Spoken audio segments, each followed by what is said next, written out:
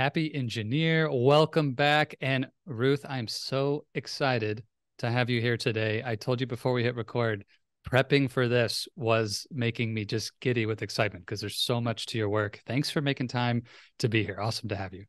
Thanks for having me. I appreciate it. Yeah. So I wanted to dive right into a subject that when I saw it in my preparation for our conversation, I was like, oh my gosh, every engineer I've ever coached needs to hear Ruth's answer to this. And I'll preface it with a story that when I was a senior manager, my last big engineering job before I left my career to do coaching full time, I had an opportunity. I'm using air quotes for those who are just listening, can't see the video.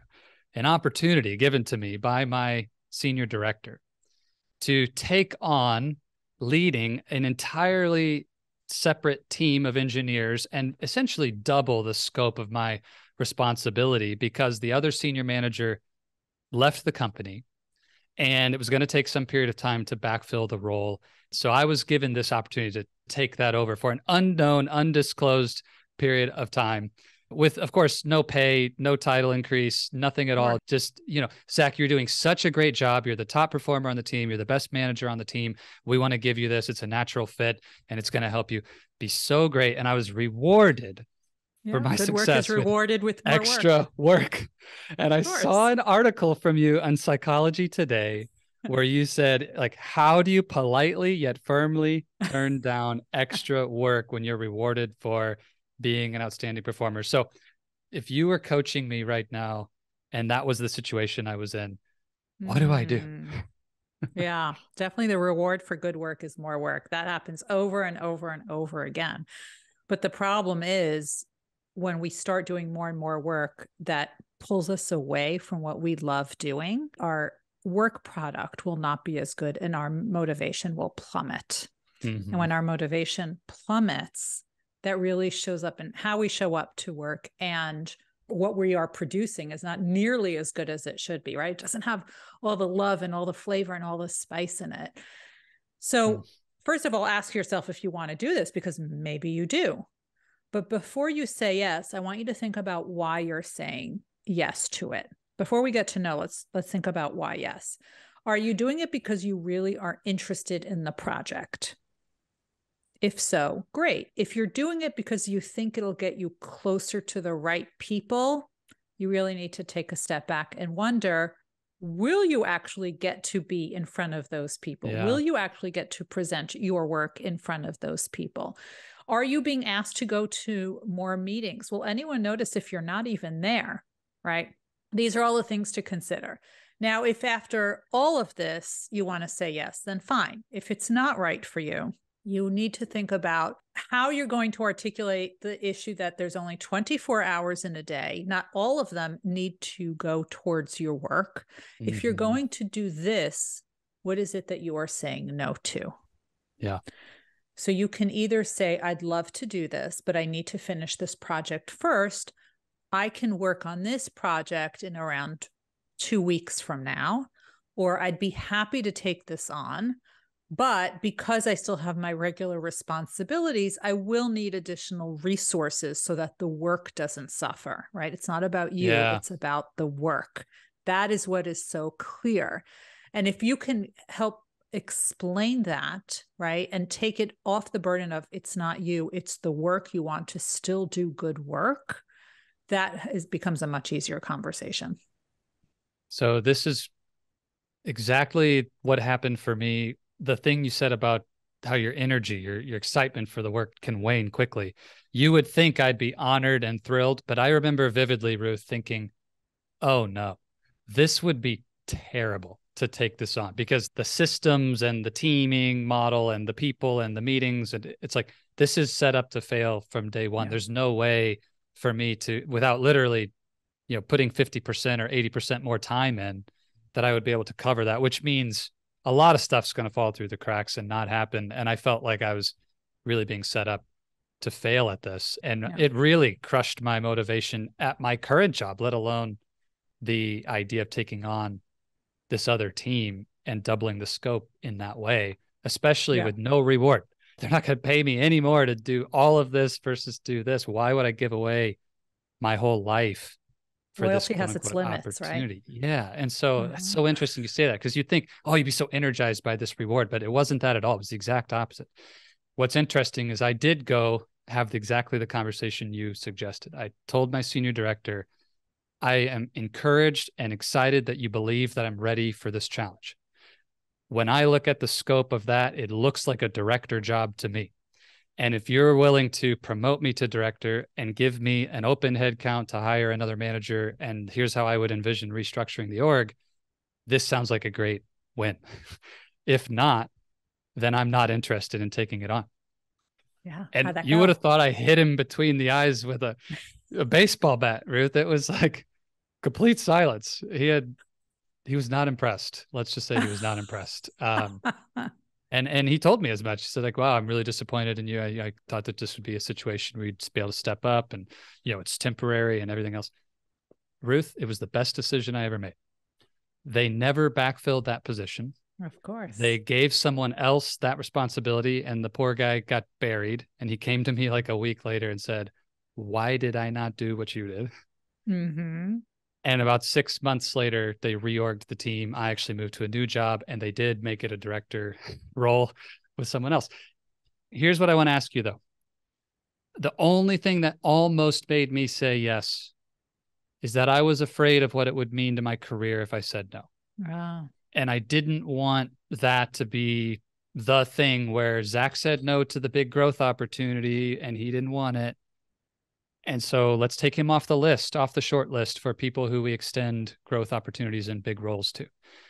And I really did struggle with that. I'm happy with the outcome, but I would be curious, how do you help people with dealing with that fear of saying no, or like, what if this ends my momentum in my career? I think sometimes we have a false perception of what that reality is. And people are so afraid of failure that they are afraid to even try. And I wrote the book, The Success Factor. And when I sign books for people, the quote I always put in there before signing my name is, fear not trying more than you fear failing. Oof. Because all of the extreme high achievers whom I've spoken to, the astronauts, the Nobel Prize winners, the Olympic champions, NBA champions, CEOs, all of them fear not trying more than they fear failing. And when I was in grad school, I had classes with officers from West Point. And we were talking about this fear of failure. And they said to me, well, what would failure look like? So I gave some, not great answer. And they said, failure is if somebody dies. If nobody dies, you could pick up, dust off, and try again. Wow. That really put things into perspective for me. And I share that story in the book. It made me realize that if nobody's dying, that's the one thing we can't get back is somebody's life. But if nobody's dying, we can just reiterate and try again. So failure did not become all-consuming anymore. Once I was able to name what failure would look like, it was a lot easier to start trying. The other thing I had to do was identify what success would look like. Most people don't identify that either. And I'm no longer worried about that end product of what success looks like, but it's all about the next step. What would the next step look like? Because that I can control. Makes a big difference. This is a big shift in terms of moving the goalpost of what failure means in our lives that I'm really encouraged and empowered by. But can you just describe, maybe for yourself, or as you see other people go through the mental gymnastics of like, oh, okay, it's very unlikely that this will kill me or anyone else. So failure is almost impossible here. But there's still a lot of the old pathways in our minds of how fear affects us and these things. What is the journey to actually not just intellectually agreeing with you that, oh, okay, cool, fear is death and anything less than that we can iterate, versus believing that in a way that it changes my response to challenge or potential, won't call it failure, but setbacks or misses, to where we don't feel that resistance as much? Or do you feel what I'm saying? Like the difference between I kind of get it, but I don't feel it yet. Have you ever watched the Olympics? I love the Olympics. A junkie for the Olympics. I watch the Olympics all the time, and you'll notice that one of the first things the athletes do when they finish their meet, their swim, their race, whatever it is, who do they run to? If they're first or if they're last, they run to their coach, because the coach will give them these tweaks to make it better, right? Here's what you can do to make it better. It's not about failure. It's about moving forward. It's not feedback. It's what Marshall Goldsmith calls feed forward. Here is what we can do to constantly get better. And we need to open our minds up to that. We're so afraid of feedback because feedback is critique in our minds. But what if we started looking at it like an athlete of, I could make this tiny change and be better, be more impactful. That tiny change can be the difference between getting on the podium and not getting on the podium, or becoming from second place to first place, right? Tiny, tiny changes. So if we started to look at that as data, we need to start looking at failure as data. Yeah. Not as the end all and be all. And let's look at the data. Let's reevaluate this data. What do we learn from this data? And how can we improve upon it? And that's what you'll see, that every time, right, it's compounded, you will start to get better and better and better. And just by doing it over and over and over again, it becomes muscle memory. It'll become the most natural thing in the world. Really perfect way to describe that for my engineering mind as well. It's like every opportunity or experiment in life is a chance to collect new data, either data through failure where I can improve, or data through success. And I think most of us have experienced that failure data is usually more useful. We can actually grow faster. A lot more useful. Totally. Yeah. Michael Jordan wanted to know all the shots he missed, not all of those that he made, right? So good. I'm an academic, and as an academic, you need to publish a lot. And publishing academic papers is painful and brutal and constricting, and there's nothing really joyful about it except the day it gets published. But getting it published, it's easier to get things passed through Congress than to get a paper published sometimes, and faster. Wow. And very often it gets rejected. And sometimes it's what we call desk rejected, where it doesn't even go out for what we call peer review. Peer review is when your unknown peers review it and give you feedback. And sometimes it gets rejected after peer review. And the first dozen or so times I was rejected, I was licking my wounds for a very long time. It took me a long time to compose myself and reformat the paper and submit it elsewhere. And there were a few times I never resubmitted it. Now, because I've been rejected so often at this point, that I have such a thick coat of armor on. Yeah. Yeah. If I get rejected within 24 hours, it's reformatted and sent elsewhere. And people ask me why I publish so much and how I have gotten so many things published. It's because I have given myself a timeline of, if it gets rejected, lick your wounds, you got 24 hours to reformat and resubmit. Most people don't do that. And as a result, they publish so much less. Now, getting rejected is just part of the process for me. Coming from an academic perspective, your credentials, your doctorate, your everything, like we could go all day just talking about everything you've accomplished in that world. It's unbelievably significant, the body of work that you've already created and still producing so many amazing things. But a lot of times I get curious, how much of that is from you as a scientist, as a researcher, learning and discovering through the interviews, through the interactions with these top performers, versus I went through it, I experienced it, and my own journey informs the data set. Is this something for you where there was a moment or there was a point that flashed where you said, wow, not only am I seeing it in these Olympians, but here's where it showed up for me personally?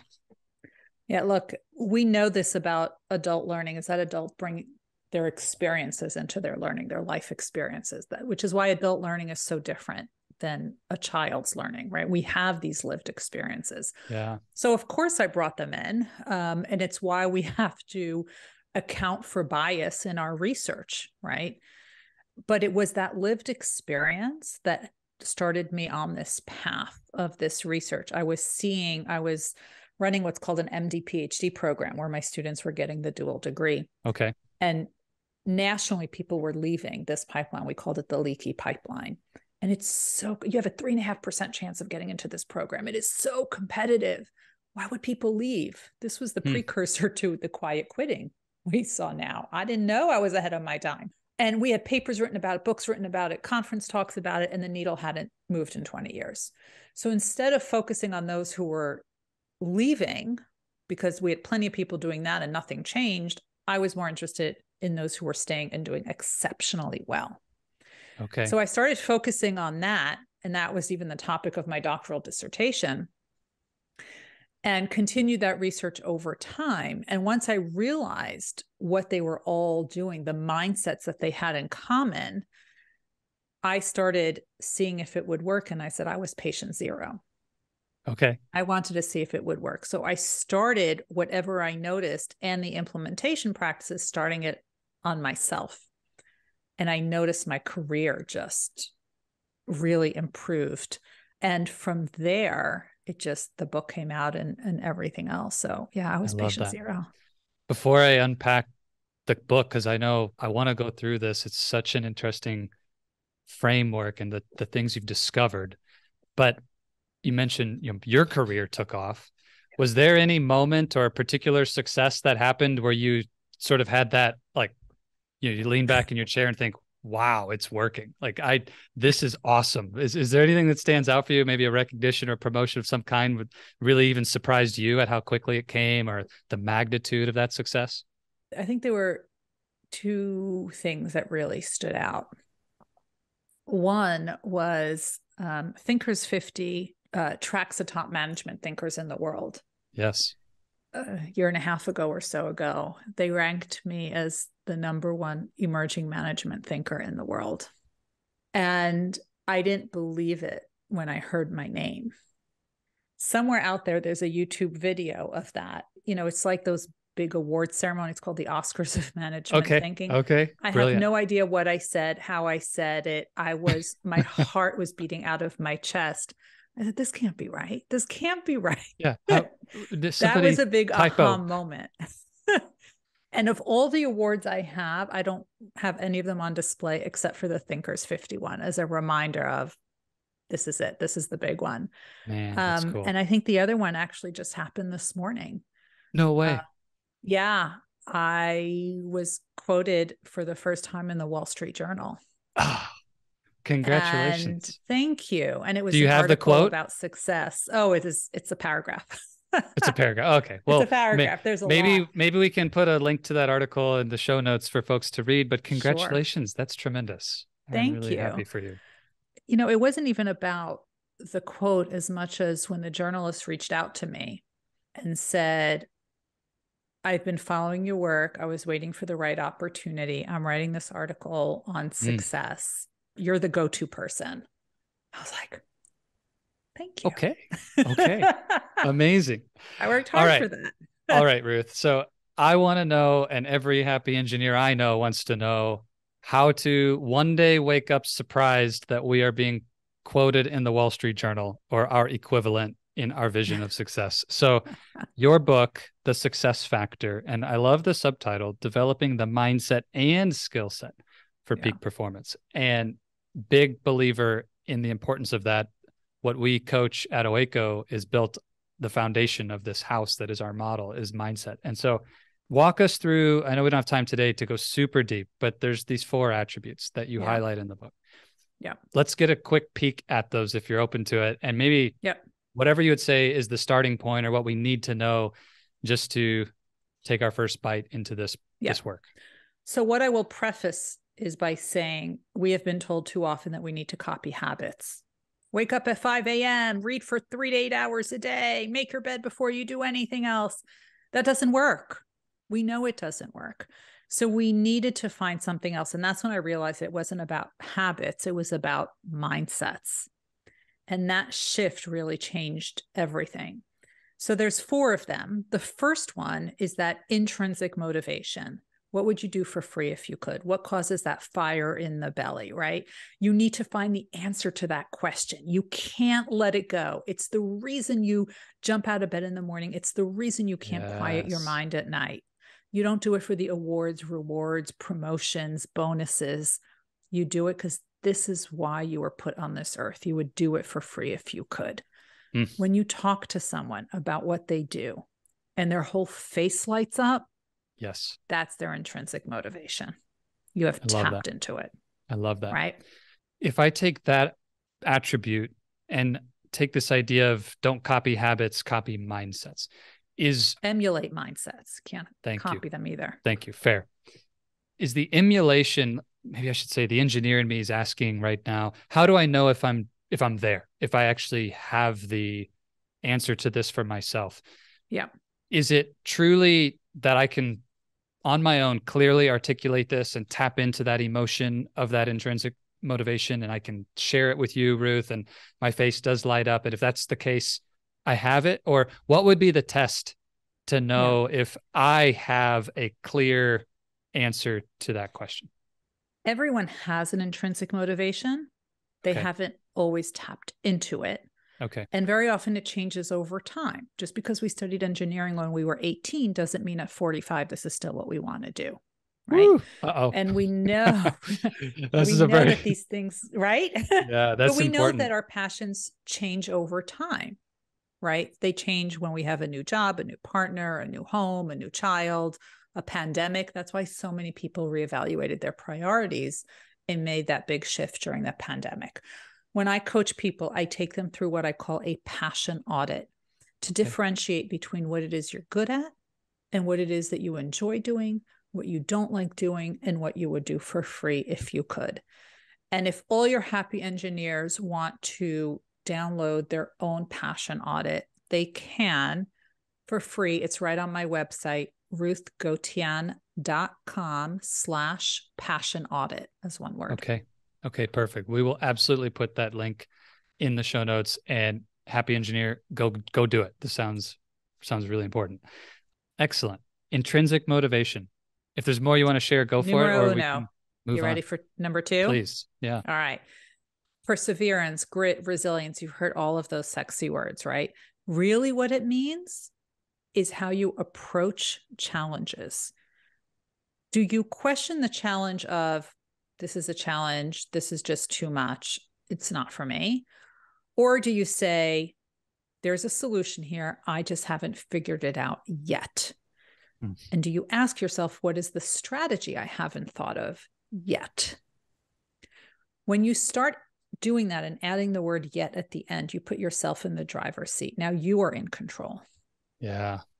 And when you are in control, you can decide how things are going. This is why most of the Olympians, when the Olympics were postponed a year, most continued training. They did not quit, even though they couldn't go to the gym. They said, I can't go to the gym. We have a pandemic, but the Olympics will return at some point. What can I do to keep in condition? Yes. I did. I like how simple the frame is of, how do you approach problems? And again, I mean, Ruth, I don't know if you were doing this just because I'm an engineer, but you're speaking my language here, because problem solving, you ask most engineers, what do you love? Solving problems is part of that intrinsic motivation, certainly more specific than that. But the question of, do you believe fundamentally in this idea of yet, that no matter where you stand today, there's always still another way to take a step forward. No matter how stuck you feel, there's something you can do. That is a really unique quality to develop. And I'm curious if you could back it up for us. For the people who just feel that that's natural to them, they always have thought that way, versus somebody who really struggles with this idea. Is that something we're trained and taught at a young age? Is this something you would say it's more nature? It's kind of a hardwiring thing. How do people land on one side or the other of that coin? Well, no matter where you land, you can always flip the coin over, right? Cool. Yeah. And you can learn to start strategizing and think of, what can you do to control what you can control? What are the things within your control that are worth worrying about, what's out of your control that's not worth worrying about. And once you're able to focus on those things that you truly can control, you start coming up with a plan. I mean, this is what engineers do best, right? There's always 100%. an answer. 100%. You just haven't figured it out yet. It's funny. My wife is a brilliant graphic designer, brand experience designer, all these different elements of branding. And this morning, she presented a challenge that she's been chewing on for almost 6 months. And she was feeling discouraged kicking off the week. Like, man, this still hasn't resolved. And we had this exact conversation, putting the word yet. I said, you haven't solved it yet. It's all good. Like 6 months of learning, and you're one day closer. Like, you got this. And sometimes that creative mind that she has, she looks for those sparks and those moments of incredible ingenuity to come to life. And when that doesn't happen for a long time, it gets, kind of tuned out of it. And I'm more the opposite. That systems process engineering, like, grind it out, doesn't matter, let's just do another day. So together we make a good team on this second point. Well, speaking of time, I share this story both in the book and on the TEDx of somebody who applied to be an astronaut and was rejected for a decade. She applied over and over again and she was rejected. And she knew she was going to be an astronaut. That was never a question in her mind. The question was how. It wasn't a question of if, it was a question of how. Yeah. And she kept using everything she knew from working as a biochemist at NASA to make her a better applicant. Ultimately, she was accepted as an astronaut. And it's a good thing she didn't give up, because she became this is Dr. Peggy Whitson, the first female commander of the International Space Station, which is a role she held twice. She spent more days in space than any American astronaut of any gender. And ultimately, this woman, who was rejected for a full decade, went on to become NASA's chief astronaut. Woo! I love stories like that. Okay. Persist until you succeed. Grit, perseverance. Point 2. It's not if, 3? It's how. Yes. What's 3? 3 is you need a strong foundation, which you're constantly reinforcing. What you did early in your career, you're going to do later in your career as well. And this doesn't matter what industry you're in, there's still these basic techniques that you always need to do, right? So if you think of an engineer who then went into management and is doing all administration all day long, if they're not doing some of the basic engineering work to keep their skills sharp, they might be a great administrator, no longer a great engineer. Yes. Right. So it's about keeping your skills sharp, to the point that it just becomes muscle memory. And I share the story of, for example, Neil Katyal, who's argued now 48 cases before the Supreme Court of the United States. And I share the story of Bonnie Blair, the long track speed skater, how, because of going back to her techniques and her original coach, she beat out what was then the East Germans. And that's how the United States won the gold medal in long track speed skating. And I share the story of Nobel Prize winners who are still designing their own experiments and refuse to take on any dean or president's role, even though they won the Nobel and it's been offered to them. All of these stories always go back to the technique. And it's not just about preparing, it's over preparing. As they say in the military, train hard, fight easy. That's really good. This is becoming a bigger challenge in engineering for my clients, people that I coach who are building these pathways to executive leadership. It used to be you looked at a Y career ladder. You got a few promotions and there was a split to the technical tracks, the management tracks, and you just moved up from there. To your point, that management track, I think people are realizing directors of engineering in these big tech companies must have that foundation still. And the technology is changing so quickly. It's even more important that they understand to be able to make the strategic decisions for those. What are the next moves? How do you see around corners if you don't still have the fundamentals? And I also agree with you in coaching, the work that I do. A lot of times people who've already done some coaching or personal development work, maybe they've looked at their values before. 10 years ago, I did a core values exercise, so I don't need to do that again.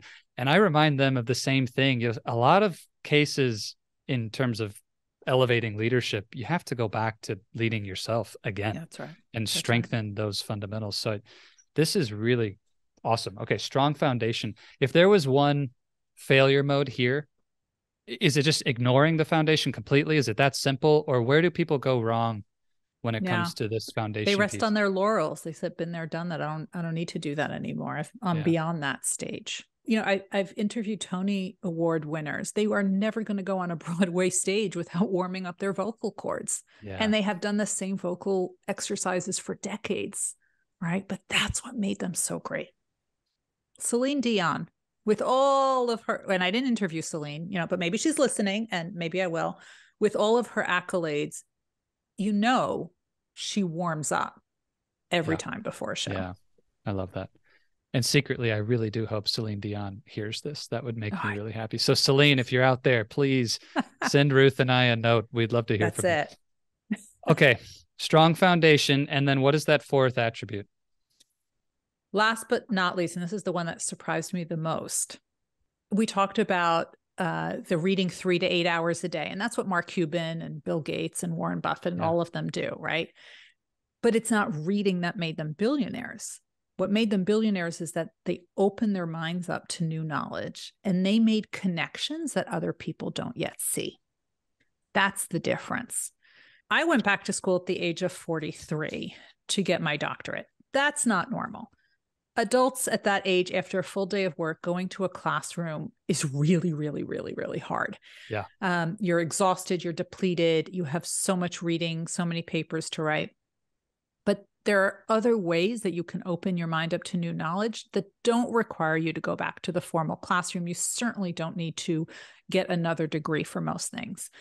So you can read books, you can read articles, you can watch TED Talks, you can listen to podcasts. Hopefully listeners are learning something new here today. Yeah. Listen to books on Audible, talk to people. All of the extreme high achievers surrounded themselves, not with one, but with a team of mentors who believed in them more than they believed in themselves.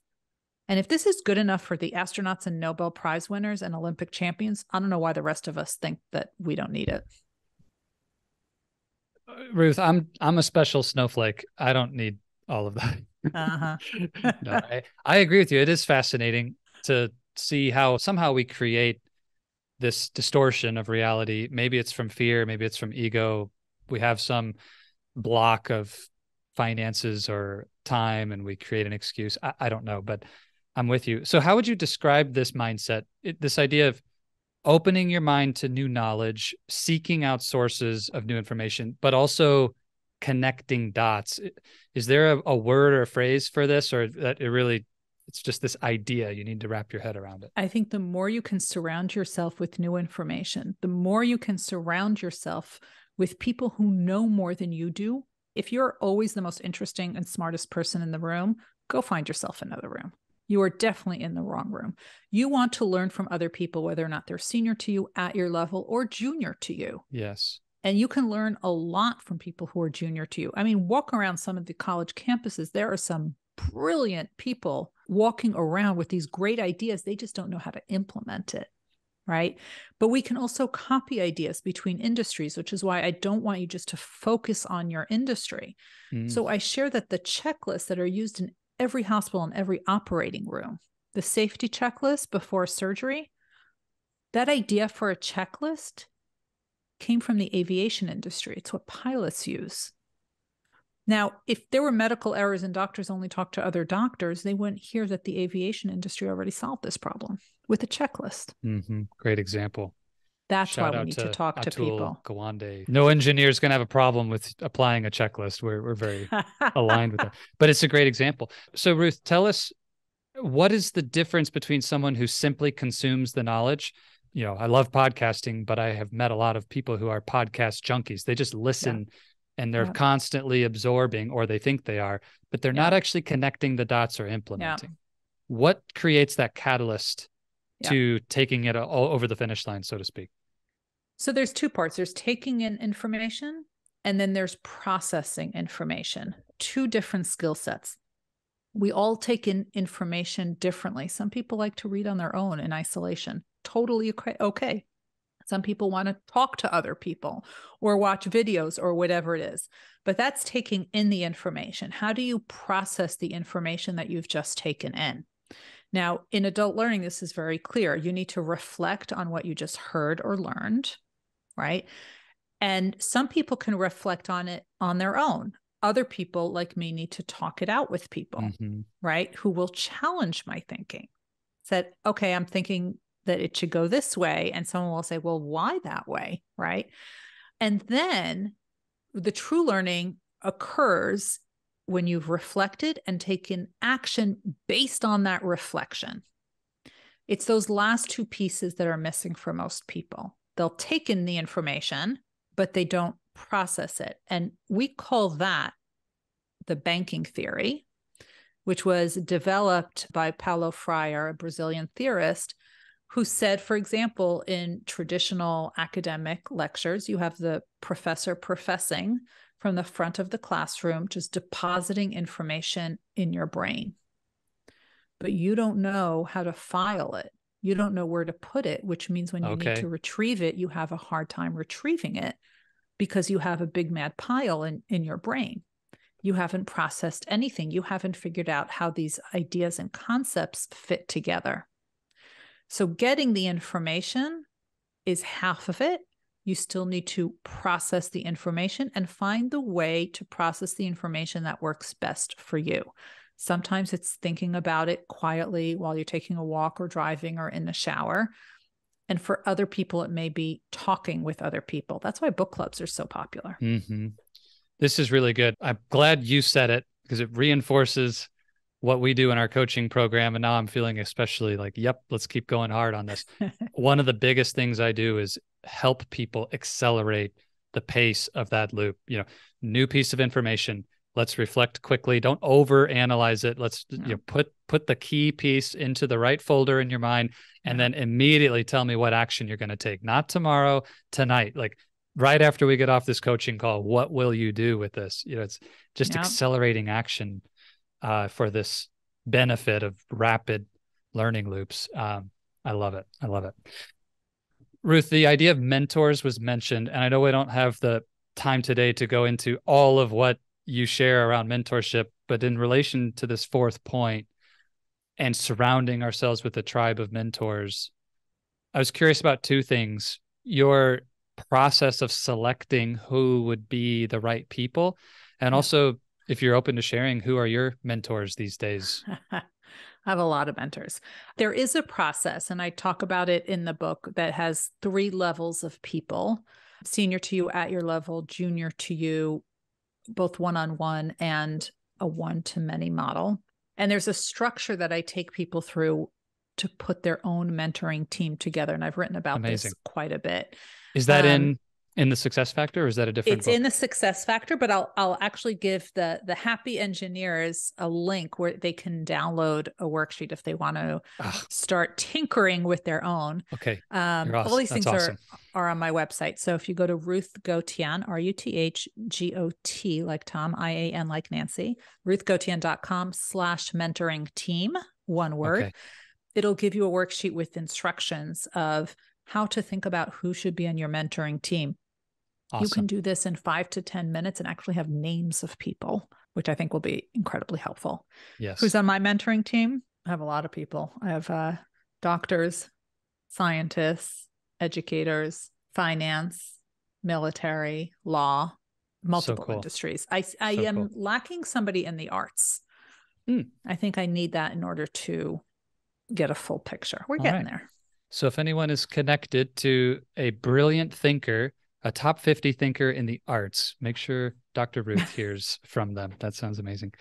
I subscribe to this same, Tim Ferriss might call it the tribe of mentors idea, really surrounding. And I also then branch outside the vocation. Who are my mentors in health and fitness and nutrition and marriage and, relationships, and just take this exact concept and expand it to my whole life picture. Because if you want success in any area, follow the mindsets and principles of success across that area. It seems like a simple copy paste. I say simple. For some reason, maybe this will be my last question before we wrap up. It does sound simple as you and I sit here and talk about it. Yeah. And yet If it were that easy, everybody would have $1 million and a six-pack abs, right? And we don't. So what is for you the thing you see that's the number one barrier to implementing these mindsets? It's getting started, which is why the book is broken up into 3 parts. And the last third is all about implementation. Okay. And I offer what I call a buffet of options for each of the 4 elements, because I know what works for you today may not work for you in 6 months from now because you've had a transition in your life. So you need to be able to pick the ones that are right for you. And also, it's not a one size fits all model. What works for you is not going to work for me. So there's different things you can do to tap into your intrinsic motivation, to figure out how to approach challenges, to figure out how you can open your mind up to new learning. And I try to offer many of those strategies. Brilliant. So let's take that opportunity. Doctor, where can we get connected to your work, grab your book, everything we need to know to take this conversation further? I can be found all over social media, just my name, Ruth Gotian, Gotian. It's also my website, ruthgotian.com. The book is called The Success Factor. If they want a sneak peek into it, they could look at the TEDx talk by the same name. What I am finding is that people are having a very hard time initiating conversations with people whom they don't know, and also people who they do know. It's not just because you're introverted or extroverted. It's we just don't know how to talk to people in person anymore. And we're sometimes kind of awkward about it online as well. So I developed 13 of my favorite conversation starters to kick off conversations with strangers and with people whom you know, that could really get a conversation going beyond what do you do or how's the weather. Be so still my engineering heart. So that's an amazing resource. I love that. It's become the most popular one. It's ruthgotian.com/conversation. Ruth, I appreciate this so much. And I'll just speak very boldly that everybody needs to go get a copy of the book. We'll put the link directly to that so you could purchase it on Amazon or elsewhere, right in the show notes, and download these resources and take the time not to just have listened to this conversation, to reflect on it, to connect some new dots and put an action plan together for yourself from what you just heard, because it's no good if you only do half the medicine. Let's take all the medicine, the full course. Take the full course. So, Ruth, thank you so much for your generosity today. It's been amazing. And I love ending in the same place. I'm excited to hear where you take us, that, you know, the work you do in leading thought and coaching and training and speaking, just like great engineering, it has in common that the questions lead, the answers follow. And if we want better answers to experience more success in our careers, we need to ask better questions. So what is the question that you would lead the happy engineer with today? I pretend I'm 2 years old and everything starts with why. Why are you doing this? Why this question? Why this process? Why this way? Why this answer? Why these people? Why this manner? And as you ask why, it's peeling the layers off of the onion with a tweezer. And by asking the question why over and over and over again, we get to the core root of the problem or solution. So I would always start with why. Permission granted to be a 2-year-old from Dr. Ruth Gotian. Go and do it. Ruth, thank you so much. This has been awesome. Would love to have you back. We didn't even get into a fraction of all the things we could cover, but just want to acknowledge you for your amazing work, your book, which is changing lives and helping yourself and all of your amazing fans get incredible results. So thanks for being here today. It's amazing.